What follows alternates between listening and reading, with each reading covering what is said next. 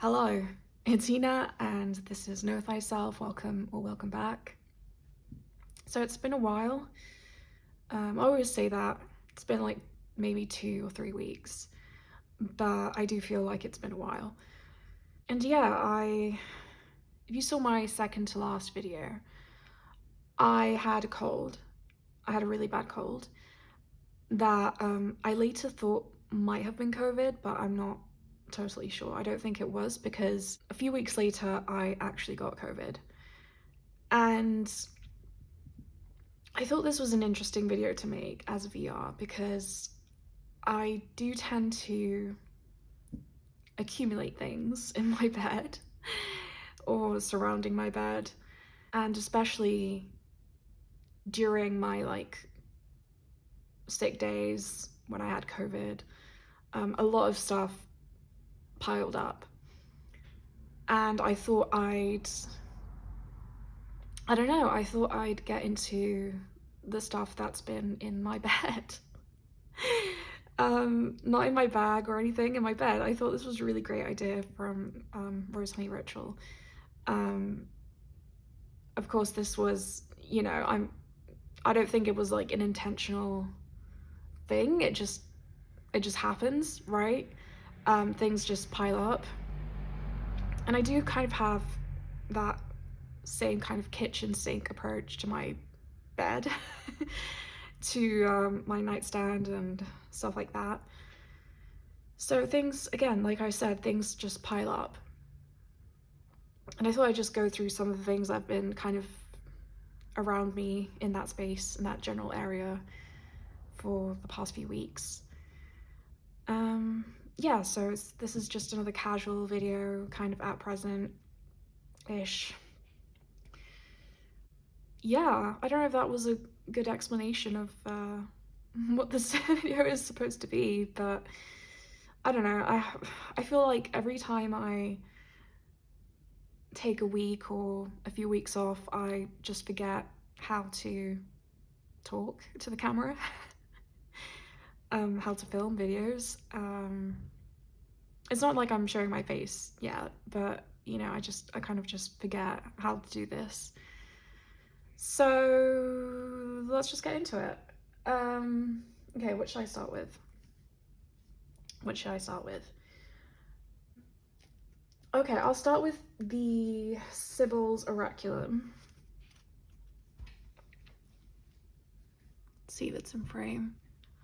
Okay, it's in frame. So this is interesting. I've been rereading the history of the Sybils. It's really good. I really recommend this deck. I've seen a lot of people describe this as a kind of like curiosity deck, and though I fully agree with that, I think there's so much more to it. I don't know. This book is great because if you do ever plan on getting this, it's not just the deck that really provides insight. And this is a great deck. I don't use it as it's intended, really. I know there's a system to it and I should probably use that system, but I don't, because I feel like it really limits, I don't know, it limits me. Although I'm sure if I actually used it, I'd get a lot more out of this deck. But I think it's beautiful. I really like the mosaic illustrations. Yeah, it's beautiful. I really, really love it. But yeah, this book, there's a really great section which I kind of just wanted to touch upon. So the reason I had this in my bed or by my bed is because I haven't done it yet, but I was trying to do this. Wait. Okay, hang on. I was trying to do this. Okay, so there's like a quiz or assessment. It's like an assessment, okay? You can call it a quiz or a test or whatever you want, but it's called the Core Issue Assessment. So Yeah, it's about, this is, I kind of flipped through it, and this is a great source of shadow work, actually, because the questions, the prompts are kind of, they really dig into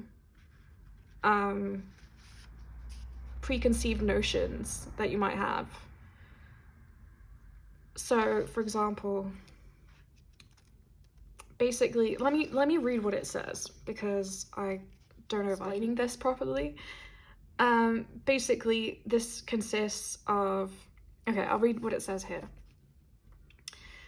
This chapter was created to help improve your self-understanding.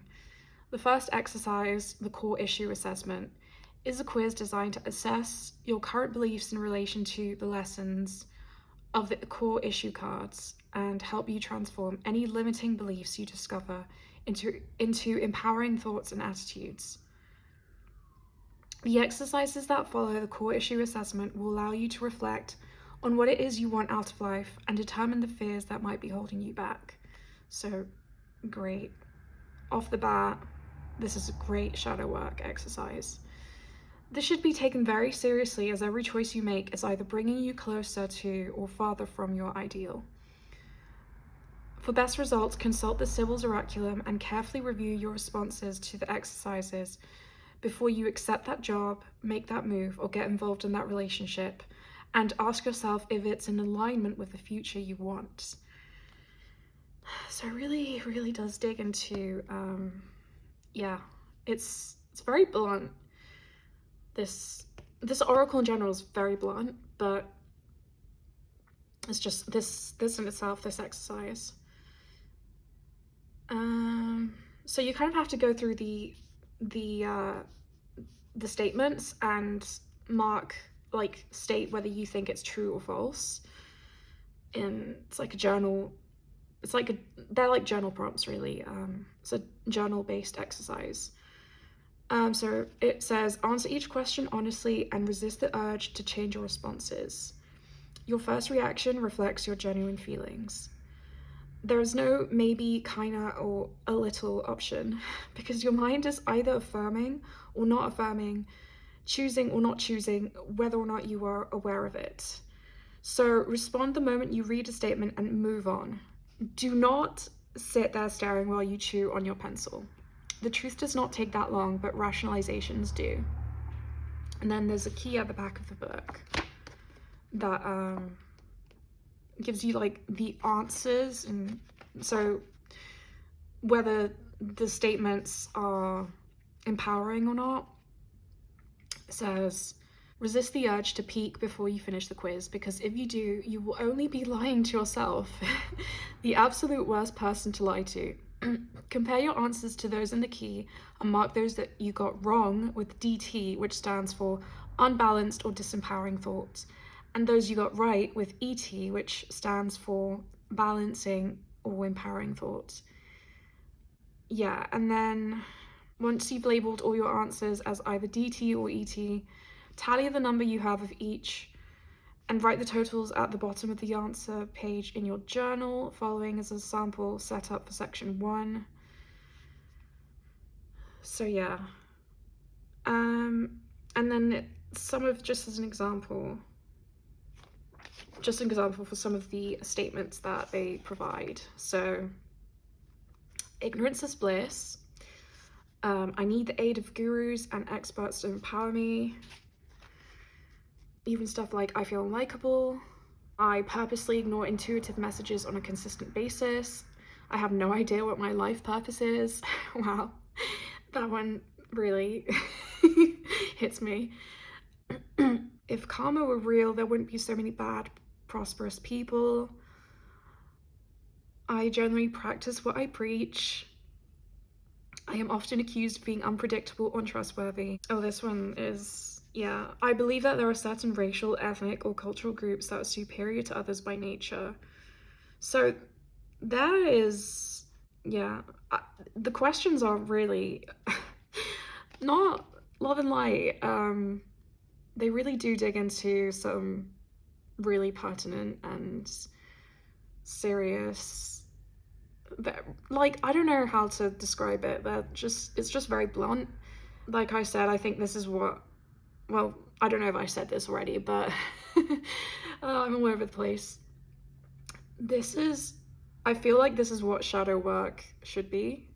It's asking the hard questions. I try to reinvent myself in the past, and I am afraid I will fail again. So those are the kind of questions you can expect from this. Yeah, no, these are tough questions. They're not easy, and that's why I think this is a great deck to do shadow work with. It's blunt, doesn't beat around the bush with the oracle, with like the actual explanations of the cards as well, and the method that it uses to. So the self-contained method within this oracle is quite blunt as well. I don't use it, but I do have the book with me and the cards with me because I have been using the cards, and I'm trying to I'm trying to gather up the courage to do this assessment. I'm afraid of what it will say about me, but I guess that's the whole point. It's a way of reflecting. So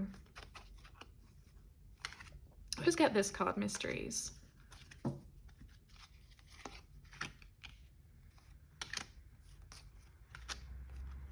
Yeah, I love the illustrations, I love the keywords. Nurturing. I don't know, I love it. I really do. So for me, this is more than just a curiosity deck. This is very, I mean, I will say though, if you're a cardstock snob, this is probably one of the worst cardstocks I've ever encountered. In my collection, it's literally laminated paper.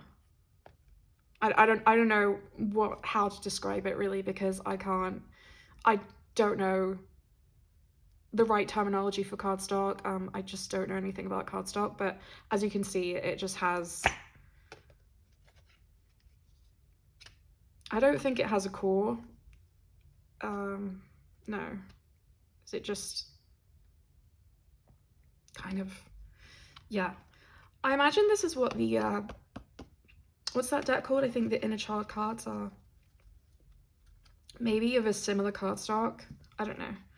I do want that deck, by the way, but maybe it's, I'm guessing that if people say the cardstock for the Inner Child tarot is really bad and flimsy, I'm guessing it's like this degree of, it's somewhere along the lines of this. It's really, really thin, but it kind of gives it like, at the same time, again, I don't like it because I can't riffle shuffle it, but it gives it, so I can do this, but I can't do this. I can't do this. Look, it just doesn't riffle shuffle. So yeah, anyway, I've spent long enough on that one. What else? Tantric Dakini. You've all seen this. I've gone into it enough. I will bring it out anyway, because I always do. I feel like the more I work with this, the more mysterious it becomes, the more like oblique, and yeah. Okay, I really need to get rid of this bag because it's like this shitty organza, even though it does kind of match the vibe of, okay, I really need to get rid of this bag. I can't make bags, so yeah.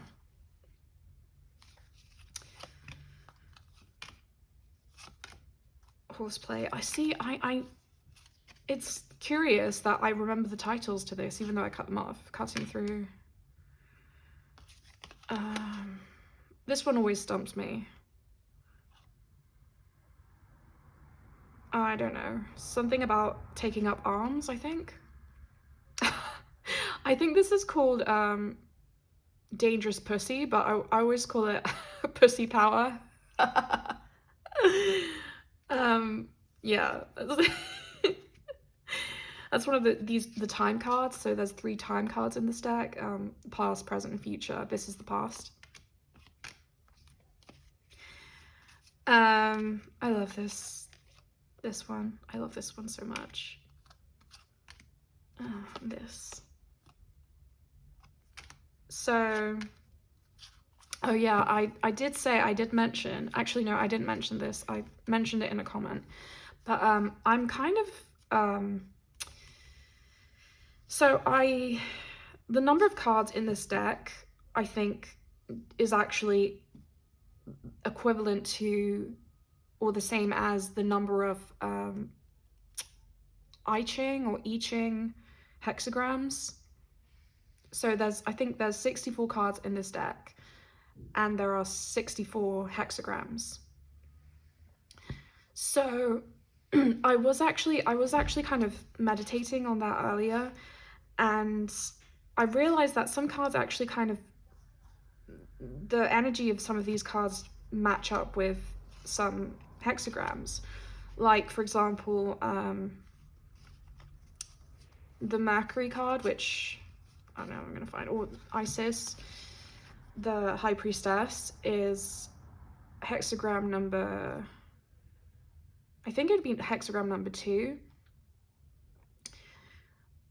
It's completely, I think hexagram number 2 is like completely yin, but I can't remember what the associated elements are with it. But I was thinking of doing a series where I try I get the I Ching, get the Book of Changes, and I try to match it up with these cards and see if I can find suitable like associations for them, because I think it'd be really interesting to read these with the I Ching or I Ching, however you call it. So I think what I might do, just to help me with the process, is I'm gonna get the I don't know how to pronounce it, the Heindel Tarot. I've been planning on getting it anyway, but because it has some I Ching, again, I don't know, hexagrams associated with each of the tarot cards, the minor arcana, and this does have the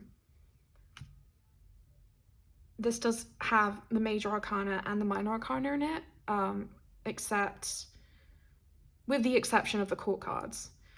So I was thinking of looking at the associations that the Heindel Tarot gives the minor arcana and kind of working them out that way, seeing if they kind of align with the corresponding card in this deck, if that makes any sense. So we have the minor arcana, and the minor arcana in the Heindel Tarot has hexagrams, associated hexagrams. So I'm going to try and work out if they match the energy of the associated corresponding card in this deck. I don't know if I'm making any sense. For that, I'm really going to have to study the I Ching. So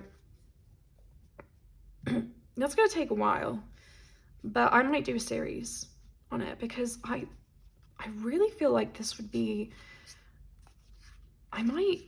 this is such a mysterious deck to me. I feel like the more I work with it, the less I understand it.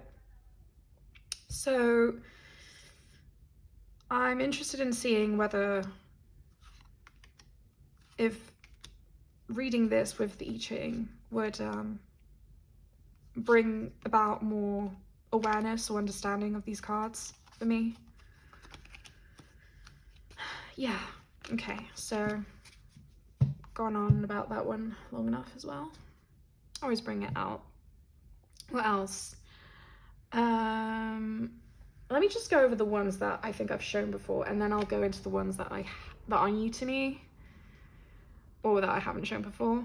So, you know, all know, if you've been on my channel, the struggle I have with this deck. Oh yeah, now that I got this as a gift, birthday gift. I got the Oracle of the Radiant Sun, finally. Now that I have this, it kind of makes this deck redundant, maybe, but I don't want to stop using it because it kind of is redundant and it isn't, because this focuses on, this is like planets in certain signs, so through all the 12 zodiacal signs, and the energies that correspond with. So like the moon in Pisces, which is actually, I have my moon in Pisces, so empathy, for example, you get keywords. With this you don't get any keywords, but the energy is different because it combines signs, the different zodiacal signs with each other, so it's different. And I did actually find out, I was investigating, I did actually find out that Piatnik, that's a publisher behind this deck, they actually published, they actually came out with a book, like a guidebook set, like a whole, yeah, like a whole set, with a guidebook, a complete guidebook, and these cards. So I am tempted to get it. The only problem is that it's in a completely different language that I can't, I'm gonna have to, it's quite, it seems to be quite wordy, so it's not like a easy translation job. I can just do like quick and dirty, you know, in and out. It's going to require quite a lot of effort and time to translate it, but it does go into every single card, and it does go into some like basic astrological, you know, your basics. But I'm interested in seeing what it says about each card. So I don't know if I want to get like a backup copy of this, or maybe maybe I'll get like the guidebook set, so this set I'm talking about, and then I'll maybe like give away the extra copy, because I don't think I need a backup for this. These go really well together, actually, now that I'm looking at them. Yeah, great, actually.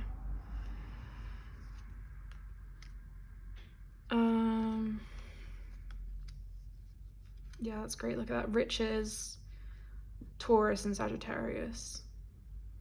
Yeah, it's great. This card reminds me of a video that Lennon Smith, I'll link it down below, came out with recently about crone energy, and she mentioned the Danse Macabre. Danse Macabre. Yeah, this is like the perfect, I mean, this is exactly what it is. This is what the Danse Macabre is. So the maiden dancing with death.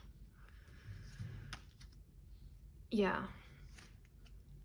great combo now that I look at it. This might help, the Oracle of the Radiant Sun might help me with this deck, actually. So yeah, maybe that's a combo I didn't even consider. Yeah.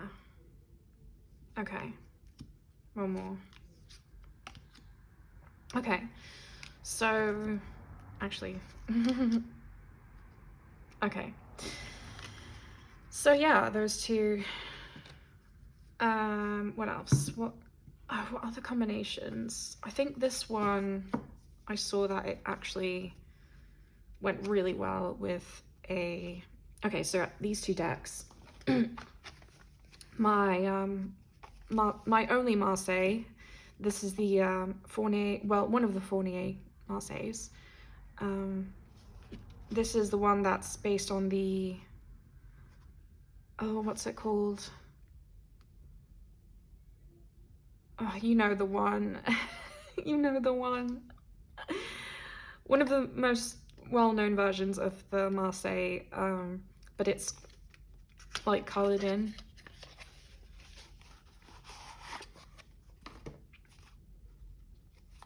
Yeah. Oh, what's it called? Okay, I'm not gonna remember it. My memory is is shit. So you're just gonna have to, yeah.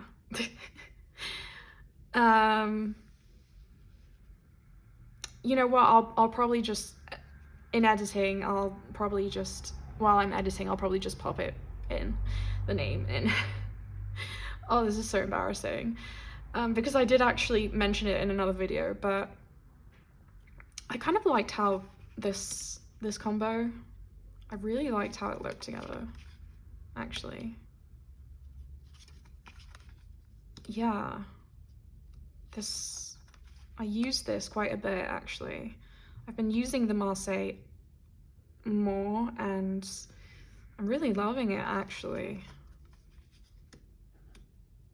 I want to start collecting different Marseille decks, because I'm really enjoying my experience with this.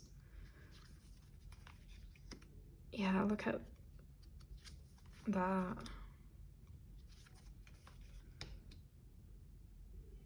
Gemini and the Two of Wands. Oh, that's perfect. So that's a combination I really liked. And also this shuffles so, well, I think all Fournier decks shuffle like butter.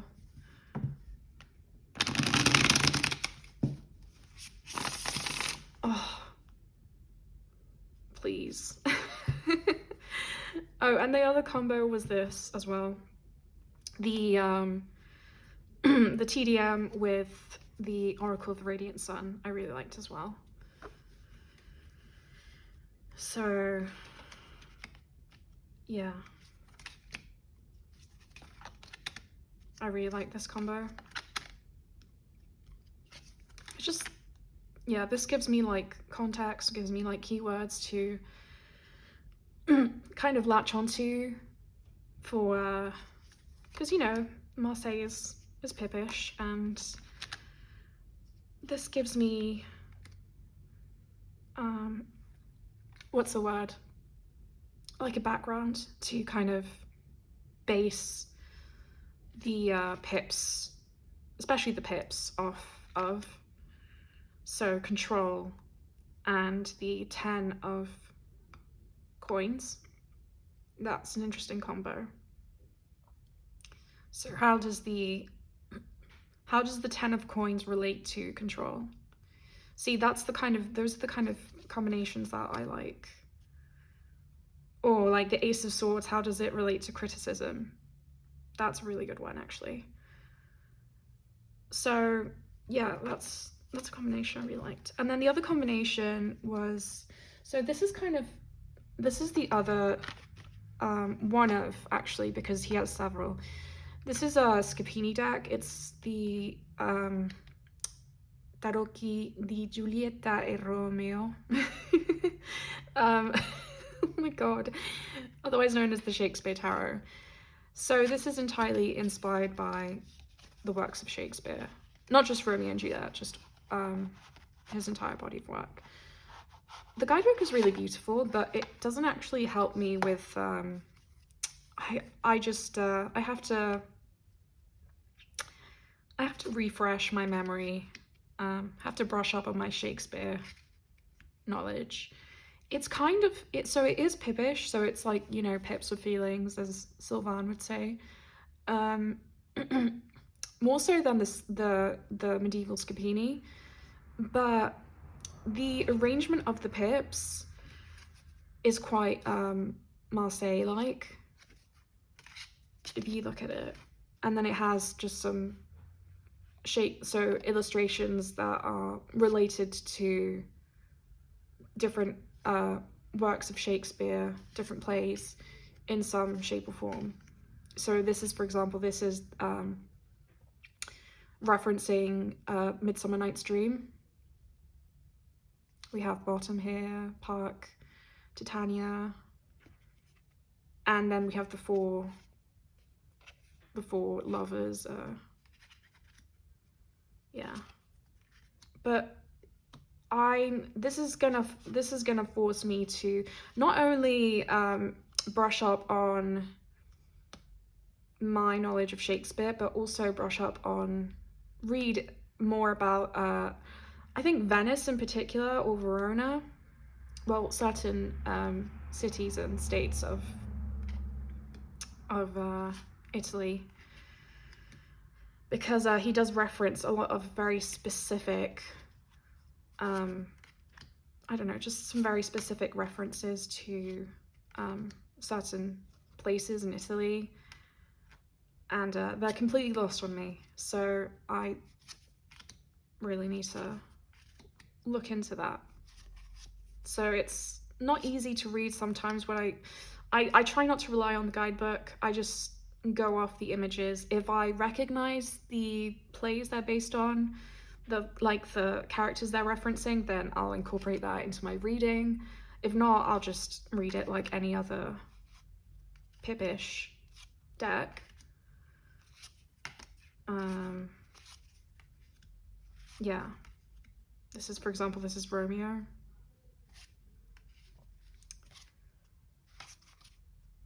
This is Scapini himself. He likes to include himself in his decks. Macbeth. Another Macbeth with the three witches. That's where Hecate makes an appearance, actually. Or, yeah, Shakespeare's interpretation of Hecate. Anyway. So that was this is another combo I liked. Okay, so this combo, and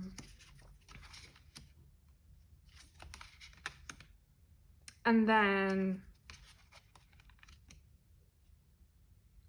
this combo.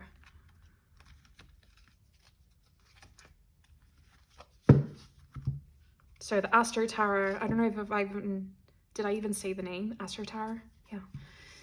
Not a tarot, but yeah, I've said that like a billion times already. The Astro Oracle and Scapini's Shakespeare Tarot. Love this combo as well. Just visually.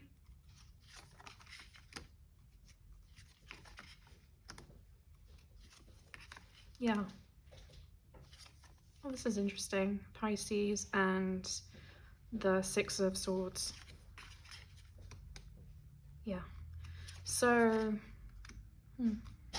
I don't know. I've just been playing around with these combinations. I haven't been like, well, I have done a few readings for myself, journaling with these combos, but I don't know, I've been sick and I've just been enjoying like matching decks, playing around with the more of the visual aspects and seeing what works with what. So yeah, that's been the combo I've liked. Combination. And oh yeah, the animal, okay, this is a new deck. This is a new one to my collection. It's a mass market. It's a recent one. The Animal Apothecary. It's good. It's pretty simple, but I don't know, I just really liked it. It kind of gave me 70s vibe. This works really well as well with all these decks, really.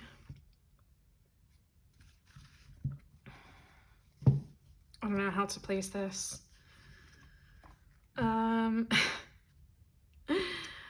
Okay, I don't know. All these decks kind of work well with each other. I know, I just like the messages that it gives. What do I even put this? Okay. Leo and...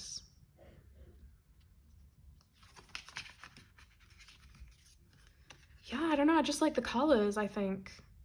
The colors just work really well together. This is, I don't know, this works well with almost any deck, really.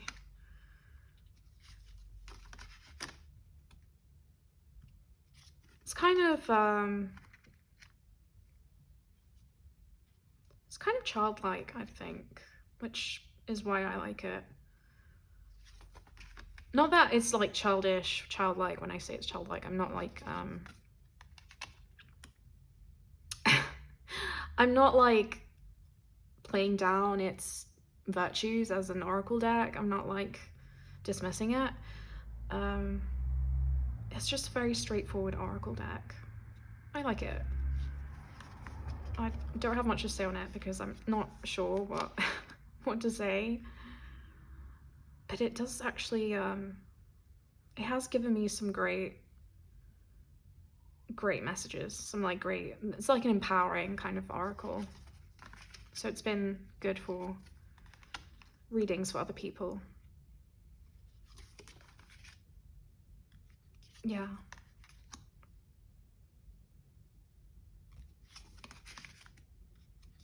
I don't know, it's just, what do I even say about it? I don't know. I've just been playing with my decks.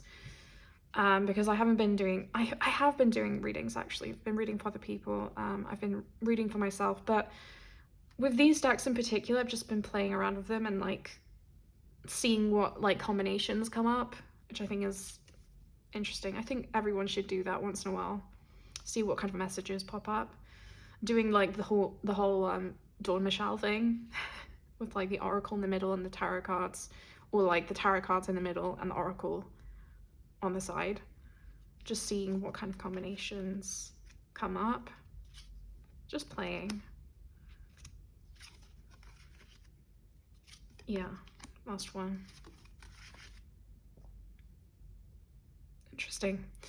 Okay, so that's that. Those decks. And what else? Okay, I've been using, so I have like, I think it's gonna have a permanent spot by my bedside now. The Surrealist Tarot. Wait, let me put these away.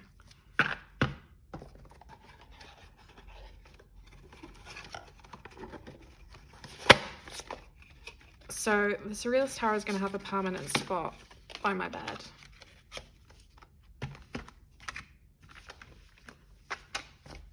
Because one main reason, and it's because I think, okay, so the reason I bought it actually was I thought it'd be really good for like I thought it'd be really good for like angel work. I still think it would be really good for that, but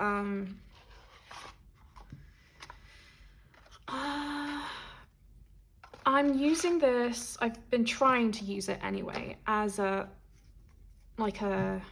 dream work deck.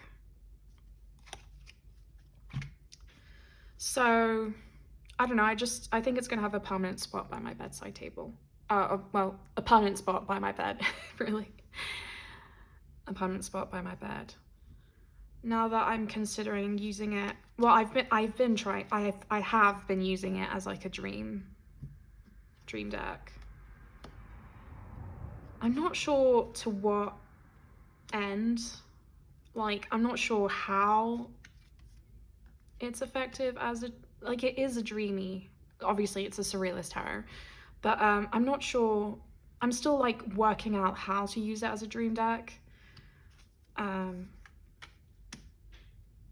You know, to sort of connect to the astral, connect to my inner world. Yeah, what I do is I pull a card, so still working this out. I love the Hello Scarabeo shuffle. Hello Scarabeo shuffle. This sounds like a dance. Oh, I completely forgot to show you how, like, okay, I have to go back now. I'm all over the place. This video is all over the place. Okay, I'm just gonna have to, I think this is the most beautiful shuffle in my entire collection, the Shakespeare Tarot. We do Scapini's Shakespeare Tarot. the best riffle shuffle. It's so soft. It's so soft. Oh my god. I can't with this. This is amazing.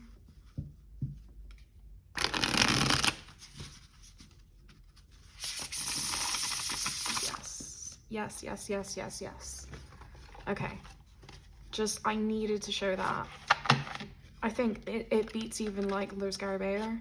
So this is the publisher. I think it might be the publisher for this medieval Scapini. No, I'm not sure actually. This is an Italian publishing house. Del Negro. But yeah, I think it even beats the Scarabeo shuffle. So yeah, I just needed to show that off. So anyway, I use this alone because God knows it's God knows it's oblique enough that you really need to use it on its own, and pull only like a few cards, or one card at that.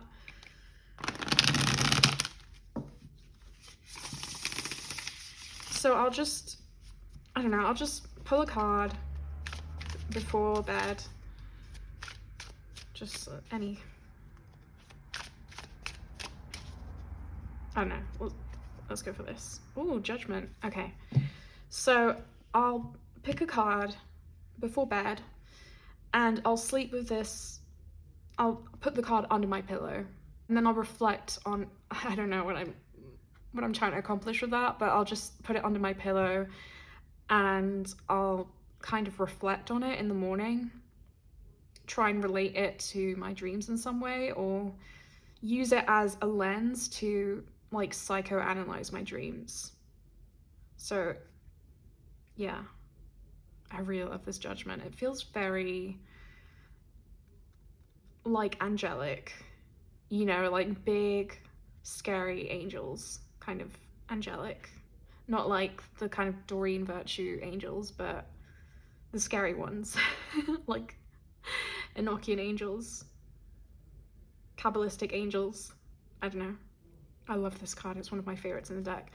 So yeah, that's how I've been using it. I'm still working out the deets.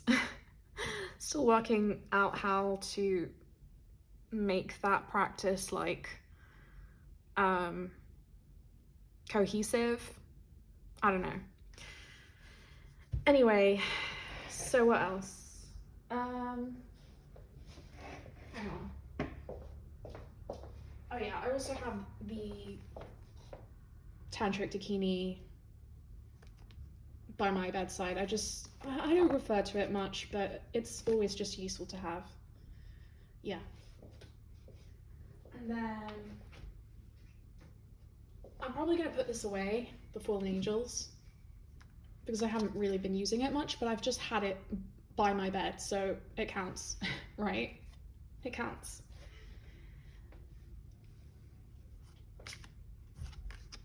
I don't know why. I've just been sleeping with it. No, you know what I mean. Like, I've just had it by my bed. In my bed, by my bed, around my bed. Yeah, but I think I might be putting this away because I'm not really working with it. So I don't see myself working much with it in December. So I think I might put it away. But yeah, I have had it around. I was working with it, but yeah. And then the newest edition, one of the new additions to my collection, I'm so happy about. Let's end it on this note. Oh no, wait, hang on, I need to get something. I always include it in the thumbnails, I always forget. So I'm gonna get that. Yeah, I'm gonna get that, and yeah, okay. So, mala beads, been using these in meditation. I actually have these things in like a smaller bag that I keep in my tote bag that I carry around, because it's I'm doing like this group therapy thing every week, as well as like one-on-one therapy, and one of the things we got asked to do was to like create this this like emergency kit for, you know, have basically 2 emergency kits, one that you have at home and one that you keep on you, one that you carry around with you. So you include things in it that are like, I don't know, that like calm your senses or like help you come out of a crisis. So that's why it's important you have one at home and then one just on the go for when you're, and especially for me, I've had some really rough excursions outside in the past week, and they've been really taxing on me. So that's when these things come in. These little things are useful. Yeah, so I'm gonna stop fiddling with that. So I've included this in the thumbnail, and I always forget I always forget to actually say what it is. So I've got 2 things in here. I've got an essential oil blend. It's oh, what does this have? It has lavender. It has some citrusy stuff in it. I honestly don't remember what else it has. I just know that main ingredients are lavender and citrusy stuff, orange or something. This is an essential oil blend that I got for my birthday. My sister gave it to me. It's for, well, it's called Adaptive. It's for just like anxiety, and I especially like to use it as, it basically helps you adapt to your surroundings, which I think is useful for me, especially when I go outside. When I actually go outside. But you know, I use it like whenever, really. It just helps me blend in. Haha, blend in. Oh, okay. And then this, I feel like I've shown this in previous thumbnails, and then I always forget to show, like, talk about what it actually is. This is an oil. This is like a mixed oil blend I made a while back that I use for myself. It's got almond oil in it. It's got some olive oil. It's like a rose petal, baby's breath oil blend, and I like blessed it, and you know, I just love the smell. Oh, and I'll just put like a few drops of it on my, yeah, on my wrists. And well, it's already like, I'm already halfway through it, but I use it quite a lot, so this is actually lasting me quite a long time. But yeah, I made this myself, so I don't know, I want to make more oil blends. Not necessarily essential oil blends, just like oil blends using, because I have a lot of like dried up leaves and plants and like rose petal thingies, so I might make another batch of this with the dried rose petals that I have. Yeah, and maybe like mix it with something else. This is like just like an all doing some ASMR here. This is fun fact, the reason I have this, why it's Rose, is because it's actually my surname. So it's in my name, Rose. So it's kind of like a personal like tag lock thing. And it just, I don't know, it doesn't have a specific purpose. It's kind of like an all-rounder, just kind of like a calming oil blend. Sorry for the like zooming, like the incessant car noises outside, but yeah. Yeah, I do use this a lot. It just grounds me, I think. So yeah, I always forget to mention this, but I always have this by me. So yeah, and this as well now. I want more essential oil stuff, so don't know. I'm gonna look into that. I'm gonna look into expanding my essential oil collection, or maybe making some like tinctures or more like oil blends. Also, olive oil has in like folk magic, especially Italian folk magic, has protective qualities. So this is kind of like also a protection blend. Yeah. Okay, and last but not least, definitely not least, I got the Botanica Tarot. This was a gift from my friend. I was kind of like, I was keeping an eye on this for like over a year, and I was just waiting for it to like, I had it saved, I kept checking back on it and trying to see if the price would go down, or like if it went mass market or anything, and it did actually go mass market, I think. So yeah, I got it as a birthday gift from my friend, because it's a lot more affordable now, and it comes with all the, you know, I don't know if you've seen it, but it comes with some like postcards, it comes with some stickers, which I've put on my journal. It comes with like a patch, which I don't know where I might make a pouch for this, and then I'll make a pouch and then I'll stitch this onto the pouch, because otherwise I have to, like, the box is quite like, it's a little cumbersome. And yeah, and then it also has, oh, this is so beautiful. It's like a charm. Need to decide how I'm going to use this as well. But yeah, it's beautiful. I'm using this with Hecate because I work with Hecate. I use some other decks with Hecate as well, but just because it forces me to look into the plants.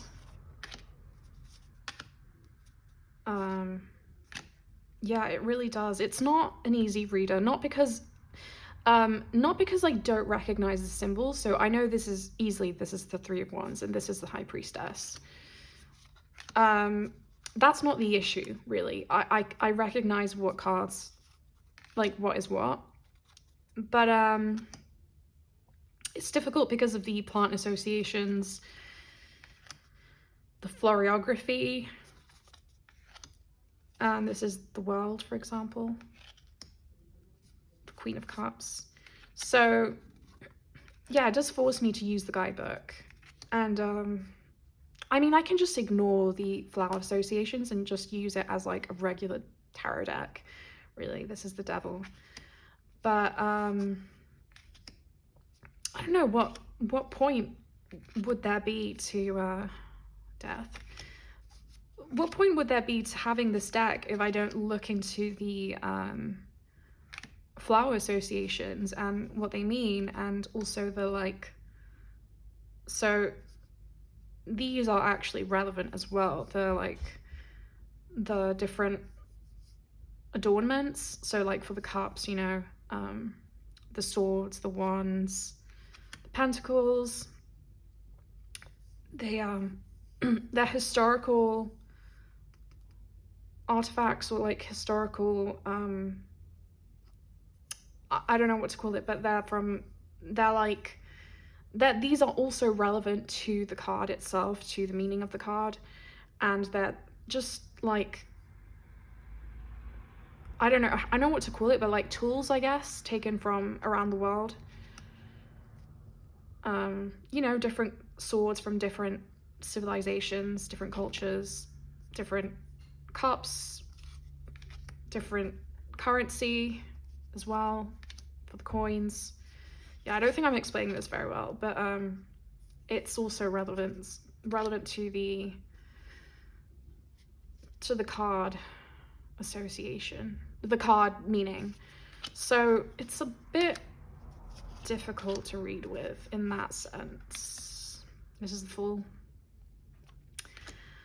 but I love it. And it does force me to look into the actual plant and study it. And I do really want to study herbalism, get into herbalism, so I don't know, this will be a good like complementary deck for that. Yeah.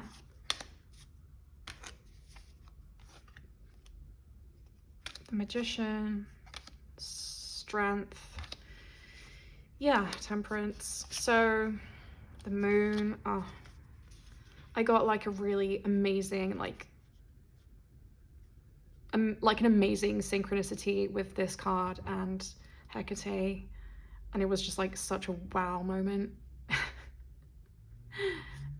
It was incredible. So yeah, that's what made me decide to like use this with Hecate, because of course there's quite a few like venomous plants in here, like venomous flowers, so I thought what better way to like study them than to use this deck to communicate with Hecate, as well as a few other decks I have, but yeah, I've just been playing with this one a lot more.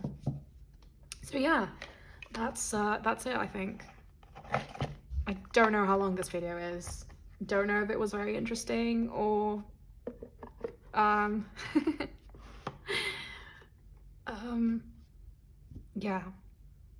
I don't know if it was very well produced or well narrated, well whatever.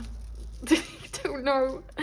I'm just gonna finish. I'm gonna close this video here. So yeah, hope you enjoyed that. Hope you're all doing well, and see you around.